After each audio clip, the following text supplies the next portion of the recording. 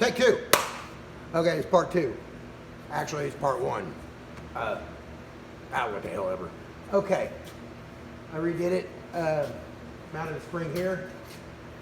Mounted the spring here. Boom. Okay. Normal brake. Normal chain goes roundy, roundy, roundy, roundy, round. Okay, mine don't go roundy, round. Mine stops here, goes around, and then goes under to this other spring. I'm gonna have both pegs out, because if you notice, both these pedals are facing forward. Forward controls, I guess they would call them on a motorcycle. I'm gonna go out, I'm gonna cut these off, I'm gonna put another piece on, angle it up a little, put a pedal on it, and as I'm riding with my feet out, if I want to stop, I will just push. Bam! How's that?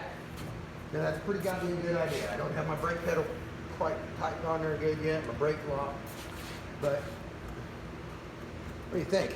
Think that's a pretty goddamn good idea? I think so. It backs, no problem. Forward, backward, chain doesn't bind. How in the hell is that? Well, that's the start of it.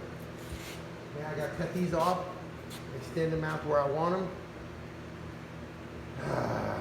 Throw the motor on it, and fucking cruise diddly-doos down the road. I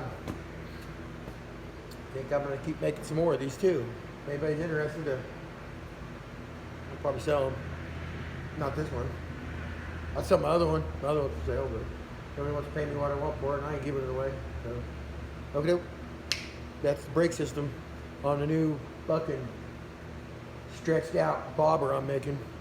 Alrighty, later.